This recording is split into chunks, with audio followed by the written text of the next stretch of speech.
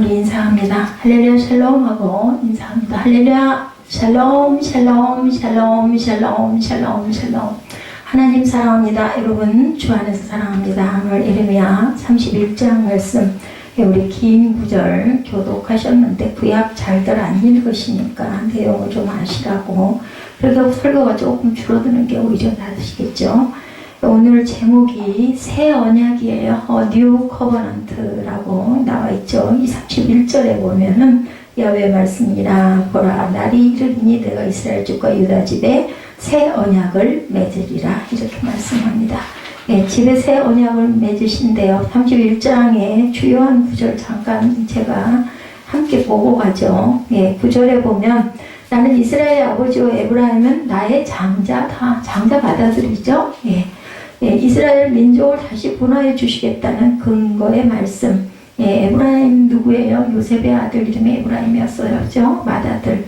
하나님을 아버지라고 표현하고 있는데 구약에서는 여러 군데 기록되어 있습니다. 신명기 32장 6절, 이사야 63장 16절에 어리석고 지혜 없는 백성아 여호와께서 이같이 보답하느냐 그는 내 아버지여 너를 지으신 이가 아니시냐.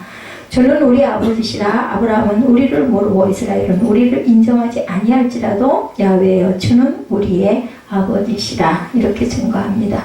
그리고 10절 말씀에 목자가 그 양떼같이 행함같이 그를 지키신다 하시죠. 하나님과 그의 백성의 관계를 목자와 양으로 비유해서 말씀을 하고 있습니다. 나의 목자 되시는 야훼, 야훼는 나의 목자시. 오늘 말씀, 기도에도 올라와 있어요. 너무 잘하는 말씀이죠. 다윗의 고백입니다. 그분은 예비하시는 하나님이시죠. 시편 23편 2절에 보면 그가 나를 푸른 풀밭에 누이시며 쉴만한 물가로 항상 인도해 주시는 예비하시는 하나님.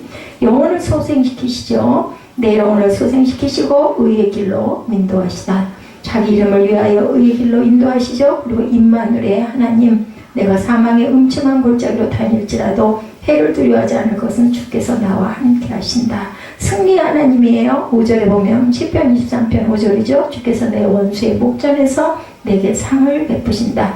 그리고 영원한 처소를 예비하십니다. 시편 23편 6절이죠. 내가 야훼 집에 영원히 거하리라. 시편 23편은 이렇게 귀한 말씀들을 많이 하시죠. 강한 자의 손에서 속량하셨다. 11절입니다. 구원하다와 같이 속량의 뜻을 알죠. 민족을 애굽에서 구원받은 사건을 이스라엘 민족을 나타내고 있습니다. 그리고 에브라임은 나의 사랑하는 아들 기뻐하는 자식이 아니냐. 20절 오늘 본문 말씀 북이스라엘에 대한 하나님의 변함없는 사랑을 표현하죠. 이처럼 하나님은 아버지가 아들을 사랑하듯 그의 백성을 사랑합니다. 호세아 11장 8절에 에브라임이여 내가 너를 어찌 놓겠느냐. 이스라엘이여 내가 어찌 너를 버리겠느냐. 어찌 너를 스고인같이 두겠느냐. 내 마음이 내 속에서 돌이켜 나의 긍휼이 온전히 불붙듯하도다. 호세아 14장 4절에 내가 그들의 반역을 고치고 기쁘게 그들을 사랑하리니 나의 진노가 그들에게서 떠났다라고 얘기합니다. 30절에 오늘 본문입니다. 누구나 자기의 죄악으로 말미암아 죽는다 그러죠. 오직 자신이 범한 죄로 대해서만 심판을 당하며 다른 사람들의 죄로 말미암아서 내가 심판당하는 일은 없다라는 거예요. 근데 심판은 내 죄로 내가 한 것들로 인해서. 에스겔 14장 20절에 비록 노아, 다니엘, 욥이 거기에 있을지라도 나의 삶을 두고 맹세하노니 그들도 자녀는 건지지 못하고 자기의 공의로 자기의 생명만 자녀까지 건져줄 수가 없어요. 그러니까 누구에게나 각각 아내가 남편을 건져줄 수가 없고 남편이 아내를 건져줄 수가 없습니다. 부모가 자녀를 건져줄 수가 없어요. 뭐를 끼치고 가야 될까요? 믿음을 가리키고 가야 되겠죠. 내가 나의 법을 그들의 속에 두며 그들의 마음에 기록하겠다. 오늘 보면 33절입니다. 시내산에서 주신 하나님의 법은 돌 위에 혹은 책에 기록된 그런 외적인 거죠. 하나님은 장차 새 영을 우리에게 주시고 하나님의 법을 마음에 기록하고 마음을 새롭게 해서 그리고 하나님의 법 곧 규례와 율법을 행하게 하시겠다라고 성경을 통해서 약속합니다. 시내산에서 주신 법이죠. 출애굽기 24장 7절에 언약서를 가져다 백성에게 낭독하여 듣게 하니 그들이 이르되 야훼의 모든 말씀을 우리에게 준행하리라 이렇게 고백을 합니다. 그래서 결국은 두 돌판을 가지고 오죠. 출애굽기 31장 18절에 시내산 위에서 모세에게 이르시기를 마치신 때 증거판 둘을 모세에게 주신 이는 돌판이요 하나님이 친히 쓰신 것 십계명을 말씀합니다. 성령을 통해서 우리에게 주셨죠. 신명기 30장 6절에 내 하나님 야훼께서 내 마음과 내 자손의 마음에 할례를 베푸사 너로 마음을 다하여 뜻을 다하여 내 하나님 야훼를 사랑하게 하사 너로 생명을 얻게 하셨다라고 말씀하고 고린도후서 3장 3절에도 너희는 우리로 말미암아 나타난 그리스도의 편지니 이는 먹으로 쓴 것이 아니요 오직 살아계신 하나님의 영으로 쓴 것이며 돌판에 쓴 것이 아니요 육의 마음판에 썼다 라고 증거합니다. 그래서 예레미야 31장에는 그래도 나는 내 자식을 사랑한다라는 하나님의 사랑이 그리고 새 언약이 공포되는 내용이에요. 예, 신구약 성서 제가 이렇게 쭉 지금 조금만 여러분에게 알려드렸는데 여러 중심 개념들인데 그 중에서 중요한 것 약속, 예, 커버넌트죠. 새 약속, 뉴 커버넌트입니다. 올드 테스터먼트 구약이고 신약은 뉴 테스터먼트죠. 이름 자체가 약속이라는 뜻을 갖고 있습니다. 성경은 약속은 우리말 성경에는 계약, 언약으로 표기가 되기도 하죠. 성경 곳곳에 이 말씀을 쭉 보면 약속이 나와요. 내 말을 듣고 내 뜻을 따라 행하고 순종하는 자에게는 내가 이것을 주겠다는 약속들을 하시죠. 노아 홍수 위의 사람들은 더 이상 홍수로 세상을 멸망시키지 않겠다는 노아와의 하나님은 약속을 맺으시죠. 그 증거가 뭐였어요? 무지개였었죠. 아브라함과 약속은 후손의 하늘의 별이나 땅의 먼지처럼 많게 하겠다. 땅의 모래처럼 하늘의 별처럼. 예수님은 자신을 믿는 자에게 뭘 주시겠다고 약속하셨어요? 영원한 생명을 주시겠다고 약속을 하셨습니다. 그리고 내가 세상 마지막 때에 다시 오겠다라고도 말씀을 하십니다. 약속은 인격적인 사건입니다. 인격적이지 않으면은 약속은 체결이 될 수가 없어요. 사람과 강아지 사이의 약속이 체결되는 거 여러분들 보셨어요? 그런 일은 없습니다. 한쪽이 다른 한쪽에 비해서 절대적인 우월한 지위에 있는 경우에는 일반적인 의미에서 약속은 성립이 되지 않습니다. 뭐가 돼요? 명령이 되죠. 그래서 주인과 하인 사이에는 약속이 이루어지지가 않습니다. 약속은 기본적으로 평등한 인격관계에서만 정상적으로 이루어진다. 원칙적으로 본다면 창조주신 하나님과 피조물인 저와 여러분들 같은 사람들 사이에 약속이 성립될 수가 없어요. 하나님께서 이스라엘과 약속을 맺으셨다는 말은 두 가지의 의미를 갖고 있는데 하나는 하나님께서 이스라엘과 대등한 위치로 자신을 낮추셨죠. 예수 그리스도가 오셨죠. 예. 다른 하나는 하나님께서 자신을 약속에 제한시켰다라는 뜻을 갖고 있습니다. 이것이 바로 구약성서 그 성경 기자들의 인식이고 경험한 하나님의 속성이기도 합니다. 약속이 하나님이 어떤 분인지를 알면 우리는 하나님과의 관계에 한 단계 깊이 들어갈 수가 있는데 예레미야 선지자도 바로 이 약속의 하나님을 선포하는 것이 오늘 본문 31절부터 나오는 말씀이죠. 31장 31절 우리 잠깐 그 성경에도 우리 그 주보에도 나와 있을 겁니다. 야훼의 말씀이라 보라 날이 이르르니 내가 이스라엘 집과 유다 집에 뭐를 맺으리라 새 언약을 맺으리라 이렇게 선포하셨죠. 내가 말한다고 하지 않고 야훼의 말씀이니라 이렇게 말합니다. 이런 표현은 성경에 아주 흔하게 나오는데 예레미야서에는 많은 자주 표현되는 구절들이 있습니다. 31장에서만 봐도 여러분들 1절, 2절, 7절, 14절, 15절, 16절, 20절, 23절, 27절, 31절, 33절, 34절, 35절, 36절, 37절, 38절 굉장히 많죠. 아마 예레미야 31장처럼 야훼의 말씀이니라 라는 표기가 이렇게 많은 데는 아마 없을 거예요. 주보에 제가 다 쓸 수 없어가지고 이 절만 표시해 드렸습니다. 그걸 야훼께서 말씀하시다는 표현을 이렇게 자주 쓴 이유가 있어요. 당시 사람들이 야훼의 말씀을 바르게 인식하지 못했다는 사실을 증거합니다. 제가 오늘 성경 31장 전체를 읽는 교회는 아마 주일 본예배 시간에는 없을 거예요. 성경 공부를 하거나 아니면은 3부 말씀 읽는 시간에는 그렇게 읽지만 대개는 그냥 골자적인 것 두세 구절 장로님이 나와서 읽으시거나 그죠? 아니면은 중심 구절 하나 정도를 성도들과 함께 읽는 경우가 있지 이렇게 전체는 안 읽는데 저희 교회는 따로 만나서 성경 공부할 시간이 없기 때문에 그래도 내용을 좀 알아야 빨리 이해가 되지 않겠나. 설교는 되도록이면 긴 건 힘들어 하시니까 오히려 전체를 읽고 설교를 조금 짧게 하면 조금 더 좀 도움이 되지 않을까 해서 전체를 읽는 거니까 여러분들 이해하시기 바랍니다. 여러 선지자들이 나타나서 하나님의 말씀을 전하긴 하지만 서로 다른 이야기를 합니다. 선지자들은. 그러다 보니까 나라의 꼴이 뭐라 그래요? 사공이 둘이면 배가 어디로 올라간다고 그래요? 산으로 올라가죠. 거짓 선지자들이 그렇게 많이 판을 칩니다. 왜냐하면 거짓 선지자들은 절대로 그런 일은 안 일어날 거야. 바벨론은 망할 거야. 우리는 평강할 거야. 계속 그렇게 얘기하니까 저라도 그 얘기가 더 듣고 싶지. 망할 거야. 죽을 거야. 망가뜨릴 거야. 깨질 거야. 너희들은 그 죄로 인해서 죽을 수밖에 없어. 이런 얘기하면 좋겠어요? 싫잖아요. 근데 사실이 그렇기 때문에 예레미야는 선포를 한 거고, 이 거짓 선지자들은 계속 그런 일은 절대로 안 일어나 이렇게 얘기한다는 거니까 나라가 완전히 풍전등화꼴이다. 유대 사람들이 이런 상황을 받아들이기가 너무너무 힘든 거예요. 자신들은 분명히 하나님께서 선택하신 선민인데 왜 이런 어려움에 빠지게 되는, 나는 예수를 참 열심히 믿는데 하라는 거 다 잘하는데 11조도 잘하고 주일도 잘 지키고 주중에도 예배 잘 참석하고 교회 봉사도 하고 섬기기도 잘하고 도대체 우리 집에는 왜 이런 일들이 자기 끊임없이 일어나. 이런 그냥 우리들의 얘기, 이 얘기가 지금 이스라엘 백성들이 하는 게, 우리는 선민인데 선택된 민족인데 왜 이래, 그죠? 무엇이 그분의 말씀인지 중심을 잡을 수가 없어. 도대체 왜 이래. 예레미야는 당시 사람들의 그런 상태를 잘 알고 있었기 때문에 그 심리 상태를 자신의 말도 제대로 받아들이지 않을 것이라는 생각. 우리가 들을 말은 열심히 듣잖아요. 근데 별 필요 없는 말은 같이 앉아 있어도 절대로 같이 앉아 있는 게 아닐 경우가 너무나 많습니다. 그만큼 상황이 절박했다.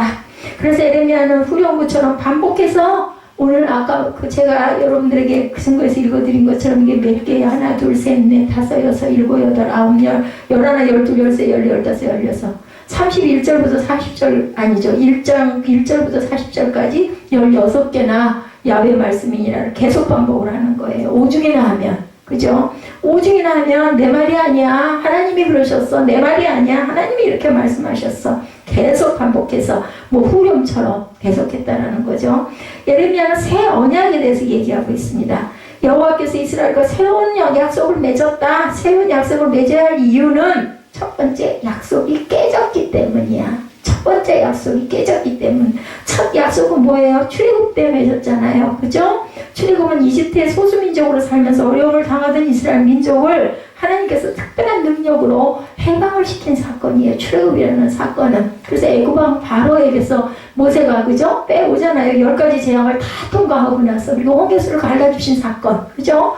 이집트에 10가지 재앙을 내리고 홍해를 가르고 광야에 만나와 메추라기를 40년 동안이나 내려주셔서 그걸 먹고 살게 한 그것이 바로 언약이었는데 그걸 그냥 깨뜨렸어요. 그들을 인도해내신 이유는 그들 하나님을 온전하게 섬기고, 하나님은 다른 이유가 없어요. 저와 여러분을 세상에 내주신 것도 결과적으로는 나를 섬기고 살아라, 나를 예배해라, 이런 뜻이에요. 내게 영광 좀 돌려. 니는 내 증표야. 그러니까 네가 내 자식이라는 거 좀 나타내. 아니, 우리 부모님이 자녀 낳아서 길러가지고 자라고 나면 장성하면, 아유 저 아들 내 아들이야, 아우 저 딸 내 딸이야, 이러지 않습니까? 우리 엄마야, 우리 아빠야. 이거 인정받고 싶은 거, 그거예요. 하나님의 마음이 우리의 부모의 마음과 비슷하다라고 생각하시는데, 그거보다 수만 배 더 크신 사람이시겠지만, 쉽게 얘기를 하자면, 아니 내 딸이 어디 가가지고 저 사람 나 몰라, 엄마 아니야, 아빠 아니야, 이러면 그 기가 막힐 그런 꼴은 없다 싶잖아요. 근데 우리가 그러고 있다라는 겁니다.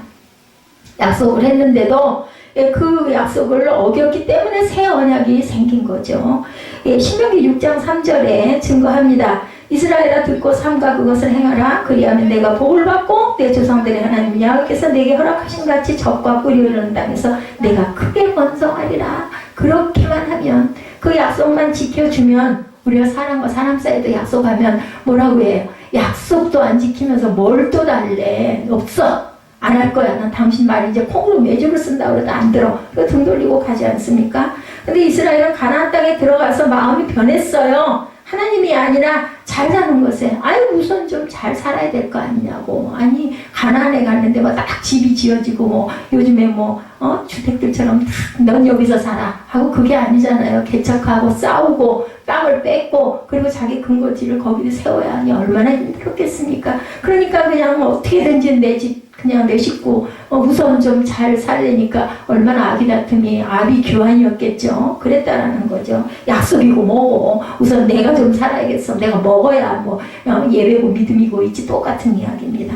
가나안의 토착 종교인 바알의 유혹에 솔깃합니다. 풍요이시니까 하나님의 약속의 파기가 일어난 거죠. 무상숭배는 하나님께서 가장 금기로 했던 그러한 약속이었는데 교회 생활을 열심히 못했다라는 거예요. 요즘으로 보면 그것이 바로 핵심입니다. 하나님은 이스라엘 사람들이 제사와 제물을 받지 못해서 절대로 하나님은 그런 걸 그렇게 요구하시는 그런 뭐 없어요. 하나님이 뭐가 뭐 불편하고 뭐가 더 갖고 싶으시겠어요.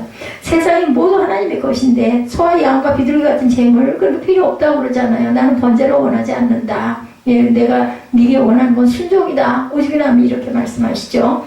엄격히 말해서 우리가 하나님을 위해서 할 일은 하나도 사실은 없어. 다만 네가 좀 알아라. 다만 내가 너를 이렇게 사랑하고 내가 너를 땅에서 이렇게 살게 했어. 그것만 좀 기억해라. 이 말씀입니다. 하나님이 우리를 위해서 하실 일뿐이죠. 부모들이 자식들이 효도를 받고 싶은 게 아니고 그냥 내 자식인데 흐뭇한 거 바라보면서 잘 되는 게 너무 기쁜 거 그게 부모의 마음이죠. 그들이 우상을 섬겼다는 말은 생명의 가치를 생명의 근거를 물질적인 것에만 두었다라는 뜻입니다. 잘 먹고 잘 사는 것을 최고의 가치로 둔 삶의 방식이 바로 무상 숭배라는 것. 현실적으로 보면 물질적인 것이 우리의 삶을 정말로 절대적으로 지배합니다. 그죠? 저도 아주 요즘에 한 2달 동안 그 부분에 전혀 생각을 안 했는데 하나님이 이끌어 주실 거고 뭐 아니면 어쩔 수 없고 이랬는데 요즘에 피부로 다 크게 앞에 닥치니까 나도 모르게 염려 근심이 되고 누워도 누운 것 같지가 않은 그런 마음이 아니 정말 죽겠을 때는 꼭꼭 채워주시는데 그게 자꾸 텀이 길어지고 더 빈자리가 자꾸 생기니까 그런 마음이 들어요. 사람들은 정말 선량하다 아니다 인격적이다 아니다 하는 것을 떠나서 저절로 그렇게 살게 되죠. 왜? 세상에 사는 게 만만치가 않습니다. 결과는 생명의 훼손, 죽음이 오죠. 여러분들 그 아프신 분들 아니면 장례식장 가보면은 정말 내 마음대로 내가 살 수 있는 게 아니에요. 40 조금 넘었는데 돌아가는 분이 있는가 하면은 80이 넘으셨는데 살고 계신 분도 있어요. 누가 알았겠어요? 어머니가 딸보다 더 오래 살 거 하나님밖에 몰라요. 우리 마음대로 같으면 젊은 사람이 좀 더 살아서 자녀들도 잘 기르고 연세 드셨으니까 선택하라고 하면 연세가 좀 드시고 하신 분이 차라리 얼른 가시면 좋겠는데요. 우리 누가 마음대로 되는 건 아니라는 거죠. 겉으로는 살아있는 것 같아도 실제로는 죽은 것. 내 마음대로 할 수는 없는 거. 제가 오늘 아침에 그 얘기했어요. 내가 숨 쉬는 건 내 마음대로 쉴 수 없는 거잖아. 학교 가는 게 중요하지만 그거보다 사실은 예배가 더 중요하다는 것을 사람들은 모른다. 아니야 더 자고 싶겠지. 11시까지 자고 12시까지 잘 수 있죠. 그럼 그렇게 계속 해가지고 나중에 결과적으로 얻어지는 게 뭔지 그거는 우리가 알 수 있는 게 아니면 공부만 열심히 절대로 아니라는 겁니다. 겉으로는 살아있는 것 같아도 실제로는 죽은 것. 그래서 선지자들은 거기서 돌아서라고 즐기차게 왜 오늘도 제가 외치잖아요. 예레미야 대신 말씀으로 그대로 대언입니다. 대언. 그렇기 때문에 죄송은 항상 기도할 때 하나님의 말씀만 증거하게 주옵소서. 물론 뭐 거기에 무슨 본인의 뭐 예나 지금 주변의 어떤 그런 간증이나 이런 걸 이용하기는 하지만 말씀에 감동이 오는 부분 그리고 성경 말씀 그대로 전하는 게 맞습니다. 예레미야는 자기 민족의 생명과 생존의 근거를 하나님께 두지 못했다 이렇게 오늘 부르짖죠. 약속의 파기 그래서 새 언약이 아니 약속이 그대로 지켜지면 새 언약을 왜 해요? 왜 계약을 다시 하겠어요? 아무 소용없죠. 하나님은 약속의 자신을 제한시키는 분이기 때문에 결국 예루살렘은 패망할 수밖에 없었습니다. 이것이 예레미야의 영적 통찰 역사의 해석이었습니다. 오늘 본문이 성서는 이런 진실을 종교적이라거나 비현실적이라고 보는 사람들도 어쩌면 있을 수도 있어요. 뭐 그렇게까지 꼭 그래야 돼? 하나님이 뭐 아들을 왜 십자가에다 못을 박냐고 그냥 한번 용서해 주시면 되지. 근데 하나님은 아까도 말씀드렸지만 항상 정확하게 약속의 근거를 두었기 때문에 파기가 되면 그거는 나도 어쩔 수가 없다. 주인인 나도 내 아들이라도 번제로 드려야지 그게 해결이 된다라는 이야기입니다. 유다가 망한 이유는 하나님과 관계라기보다는 군사력, 경제력 문제이거나 외교정책을 잘못했기 때문인지 무슨 그런 하나님이 그래. 근데 그 모든 돌아가는 일들도 그 위에는 하나님의 손길이 선이 붙잡고 계신다라는 것. 역사 공부한 사람들은 나라의 운명이라는 게 국력에만 있지 않다라는 것 다들 아마 알 거예요. 모든 게 계산대로 절대로 돌아가지 않습니다. 뭐 한 가정도 마찬가지예요. 이러면 이렇게 가겠지 계획은 하지만 그대로 이행되는 일은 없습니다. 뭐 그런 얘기 있죠? 클로에파트라의 코가 조금만 낮았어도 로마의 역사가 달라졌을 것이다. 이런 이야기 제가 어렸을 때 많이 들었어요. 어마어마한 역사의 변화도 에피소드에 불과한 작은 일로부터 생기는 경우가 너무나 많다. 에레미야를 비롯한 구약의 선지자들은 우리의 예상을 뛰어넘는 역사의 거대한 흐름을 인식하고 있었고 그것이 바로 하나님에 의한 것이라는 것을 알게 됩니다. 그러니까 그런 얘기 하잖아요. 우연이 없어. 우연이라는 건 우리가 깨닫지 못해서야 라고 얘기하죠. 하나님의 약속에 충실할 때만 개인이나 민족이 살아날 수 있다라는 겁니다. 출애굽 때의 약속은 그때 그 약속은 이제 폐기가 됐다. 따라서 유대민족은 더 이상 하나님의 백성이 아니다. 그것으로 모든 게 끝장이 났어요. 이혼 서류에 도장 딱 찍고 요즘은 뭐 그것도 있죠. 유예기간도 있고 뭐도 있지만 하나님과의 약속은 아닙니다. 처음의 약속으로 돌아갈 수는 없다. 그래서 하나님께서는 새로운 약속을 내준 것을 예레미야가 선포한 게 바로 본문 33절입니다. 33절에 보니 그날 이후에 내가 이스라엘 집과 맺을 언약은 이러하니 곧 내가 나의 법을 그들의 속에 두며 그들의 마음에 기록하여 나는 그들의 하나님이 되고 그들은 내 백성이 될 것이라 야훼의 말씀입니다. 이 말씀 어서 많이 봤죠? 예, 앞장에서도 나는 너의 하나님이 되고 너는 나의 백성이다. 이 얘기를 자꾸 하는 이유는 뭐겠어요? 네가 그렇지가 못하다 보니까 자꾸 얘기를 하는 거예요. 부모들이 왜 자녀들에게 자꾸 똑같은 소리 반복해요? 그렇지 안 하니까 그 얘기를 자꾸 하는 거죠. 내가 이스라엘 집과 맺은 언약은 이러하다. 내가 나의 법을 그들의 속에 두고 그들의 마음에 기록하여 나는 그들의 하나님이 되고 그들은 내 백성이 될 것이다. 이 말씀만으로 본다면 새 약속이 출애굽의 약속과 다른 게 별로 없는 것 같이 보입니다. 나의 법을 그들의 속에 두고 그들의 마음에 기록하며 해서 법은 율법을 가리킵니다. 그 율법은 이미 출애굽 직후에 광야 시절에 주어졌어요. 십계명으로 인해서. 모세는 광야 시절 초기에 시내산에서 십계명을 비롯해서 각종 율법을 받죠. 그래가지고 출애굽기 내용이 민수기 신명기에 자세하게 언급이 되어 있습니다. 모세 오경이라고 그러죠. 예레미야는 왜 출애굽 당시에 주어졌던 율법을 다시 언급하면서 그것을 새로운 약속인 것처럼 이야기를 할까? 이 문제를 해결하려면 구약성서에 대한 개론적인 공부를 우리가 해야 되는데 구약성서는 창조부터 시작해서 이스라엘의 시족들과 부족 그리고 이집트 이민과 가나안 정복과 부족시대 왕정시대를 연대적으로 차례차례 기록해 놓지는 않았어요. 보면은 열왕기상이 먼저니까 먼저 순서가 앞이겠지. 근데 안 그래요. 그리고 그 뒤에 열왕기상하 역대상하잖아요. 역대상하에서 보면은요 다윗의 얘기가 그 뒤에 나와서 적혀 있기도 하고 같은 열왕기상에도 순서가 바뀌어 있기도 해요. 그렇기 때문에 그것들을 쭉 알 수가 없습니다. 고대 시대에는 사람들이 이런 걸 기록할 생각을 하지 못했어요. 그것은 역사가 무엇이냐에 대한 철학적 질문이 나오면서부터 기록이 되기 시작했다는 겁니다. 역사에 대한 질문은 운명이 아주 크게 발전하거나 어떤 위기에 처할 때에 나옵니다. 여러분들이 예배드리기 힘들어 하시면 제가 말씀을 편하게 천천히 증거를 못해요. 제가 마음이 연약하고 약해서 차라리 너무나 괴로운 분들은 밖에 나갔다 오세요. 아주 볼 수가 없어. 저 혼자 그냥 떠들다가 영상 끝나면은 그때 들어오셔가지고 식사하시고 돌아가시면 되겠네. 도대체 왜 그냥 줄기 따라서 말씀드리는 오늘 본문이 10장이거든요. 여러분들 20장에서 10장으로 줄었어 지금 7장째예요. 7장째. 그리고 말을 얼마나 빨리 하는지 몰라. 지금 영상 찍고 있는데도 제가 이 얘기합니다. 이렇게 예배 드리려면 나오지 마세요. 괜찮아요. 안 나오셔도. 아무도 없으면 혼자 기도하다가 뭐 어쩌겠어요. 먹을 것도 없고 세금 못 내고 그러면 그냥 문 닫아야 되겠죠. 그 지름길이에요. 그 길이.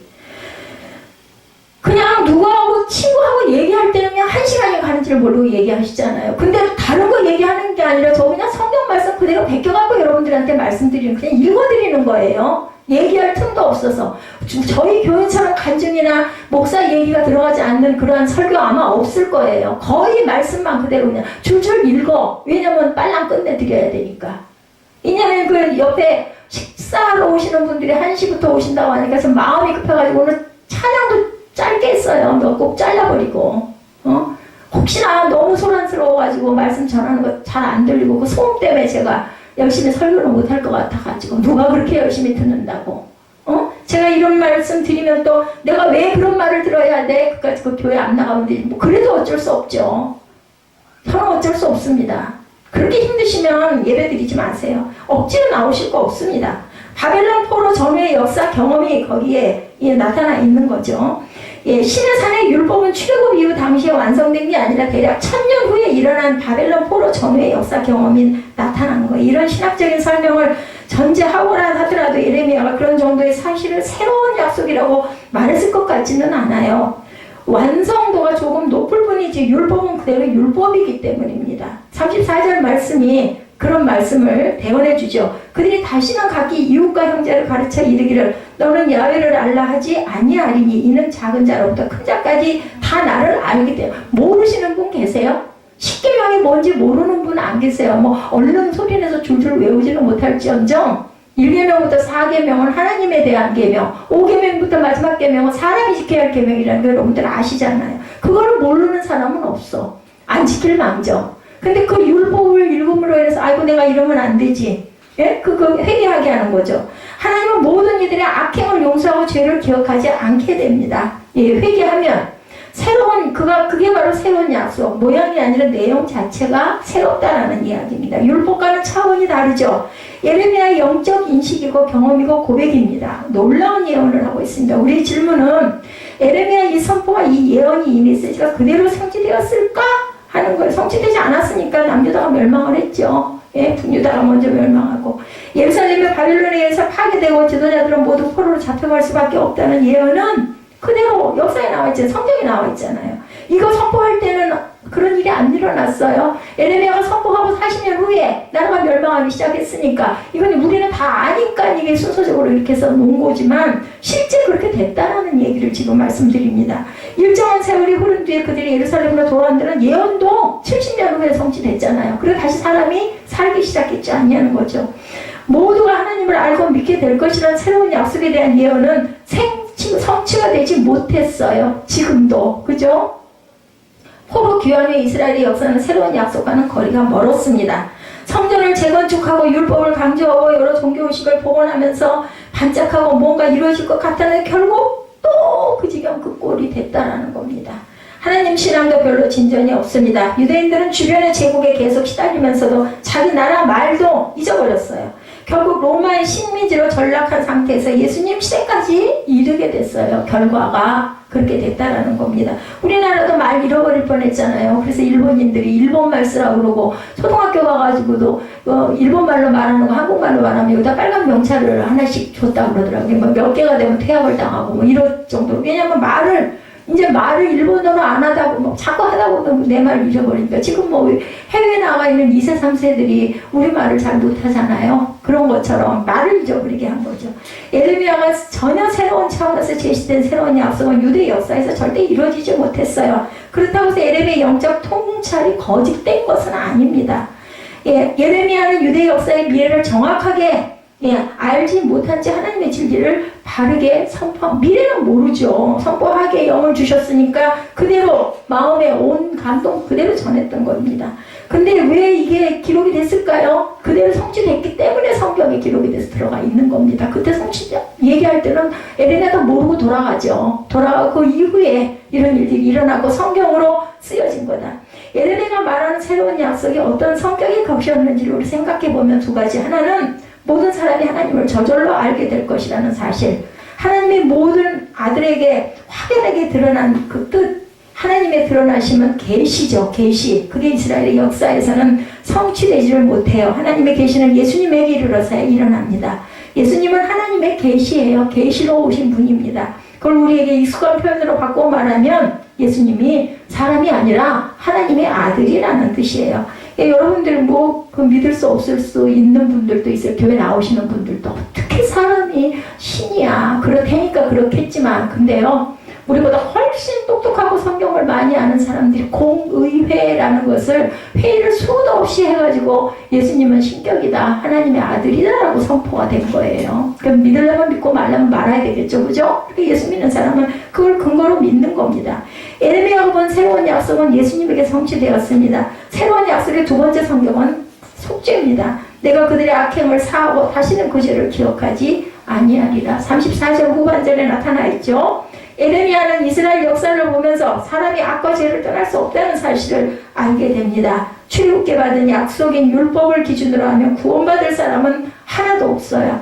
없어요. 의롭지 않다. 오늘 로마서에서도 그 얘기 하잖아요. 의인은 없나니 하나도 없고 죄를 짓지 못할 사람은 하나도 없어. 새로운 약속에 따르면 하나님은 사람을 일방적으로 용서하셨다는 그것만이 유일한 구원의 길이었기 때문에, 근데 그냥 할 수가 없으니까 아들이라도 매달아가지고 그 피로 죄사함을 주셨다는 거죠. 그게 이스라엘의 역사에는 성취되지 못했어요. 일방적인 사제 사건은 바로 예수 그리스도에 의해서 일어나죠. 예수 그리스도를 믿기만 하면 의롭다 인정. 근데 그 믿기만 한다는 게 쉽지는 않아요. 그 믿는다라는 게 여러분들 입으로 나 예수 믿어 한다고 믿어지는 건 아니잖아요. 마음으로 믿어져야 됩니다. 근데 왜 그렇게 하고 교회 다녀요? 입술로 해서 선포하고 계속 다니다 보면 양육이 되고 훈련이 되고, 그리고 말씀을 읽다 보면, 찬양을 하다 보면, 기도를 하다 보면 믿어지는 때를 기다리고 그 기회를 받는 겁니다. 그것이 바로.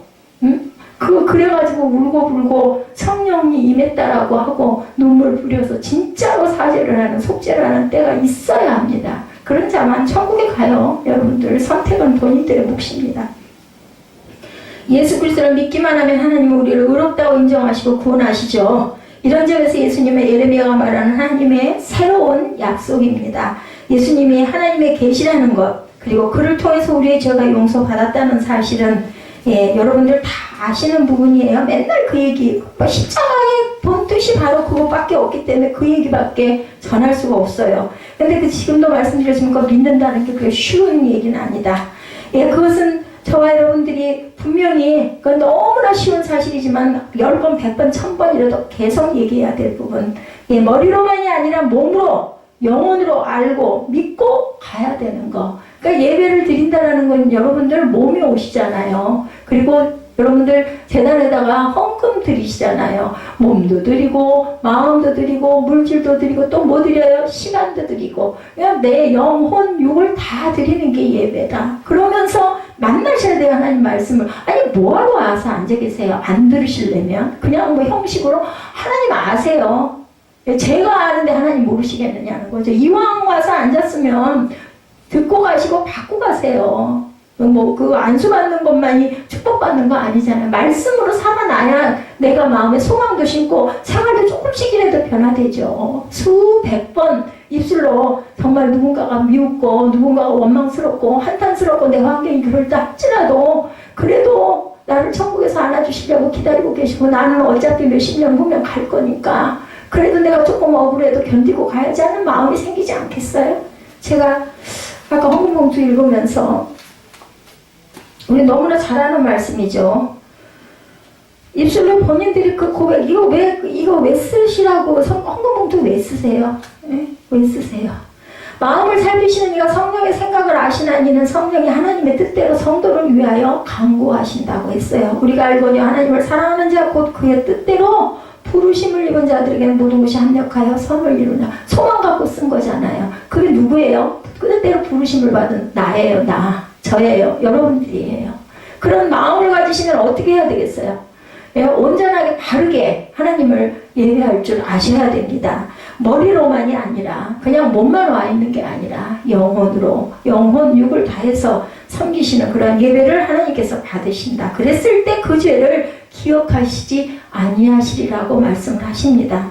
놀라운 선언이에요. 하나님은 예수를 믿는다는 그 사실 하나의 근거에서 우리의 부족함을 기억하지 않겠다. 예수를 믿는다면. 근데 믿는데 나만 믿든가요? 너와 내 집이 구원을 받으리라 그랬어요. 은혜 먼저 받은 사람이 은혜 안 받은 사람 구원해야 되겠죠. 이끌어 가셔야 됩니다. 아까 말씀드렸죠. 부모가 아무리 예수를 열심히 믿어도 자식도 따라갈 수가 있는 게 아니고, 자녀가 아무리 예수를 열심히 믿어도 부모가 예수를 안 믿으면 갈 수가 없어. 같이 갈 수가 없습니다. 하나님이 우리를 그대로 인정하고 받아주신다는 사실, 그 하나로 우리의 삶이 완성된 것, 이것이 바로 새로운 약속이다. 그래서 뭐라 그래요? 그리스도의 장성한 분량까지 자라가게 하여 주옵소서 라고 우리가 기도하지 않습니까? 여러분들은 어떻습니까? 느끼고 가십니까? 여러분들 제발 입을 열어서 내가 뭐가 되고 싶다, 내가 이렇게 살고 싶다 이면은 입술로 고백하시기 바랍니다. 그냥 되어지는 일은 없어요. 내 대신 아내가 남편이 기도하니까 아니요, 내가 기도해야 됩니다. 내게 하나님께서 영을 부어주셨으니까 내가 인정하고 믿는다면 입술로 고백하셔야 돼요. 우리 자신이 어딘가 부족하지 않다면 사실을 확인하기 위해서 남에게 부족한 것처럼 보이지 않기 위해서 노심초사 우리의 영혼이 피곤하지 않기 위해서 우리는 기도해야 되고 입술로 고백하고 일주일에 한 번이라도 헌금 봉투에다라도 기록을 하시면서 아멘 하시기 바랍니다. 그리고 기도할 때나 찬양할 때나 내 마음에 감동이 올 때는 아끼지 마시고 할렐루야 아멘 하고 화답을 하시기 바랍니다. 하나님이 기억하시도 않으시는 일들을 굳이 일일이 기억하느라고 지쳐 있지 말아야 되겠죠. 예수님을 통한 하나님의 약속 위에 굳게 서셔서 새 언약이라는 건 뭐라고요? 우리 마음판에서 새겨서 그대로 행하고 나아가는 순간 그것이 바로 새 언약이다. 옛날 언약은 이미 지나갔고 시효가 끝났고 그거는 파기가 됐는데 예수가 오심으로 우리 마음밭에 새 언약을 이룰 수 있는 기회를 주셨다는 걸 잊지 않고 가시는 저와 여러분 되시기를 주님의 이름으로 축복합니다.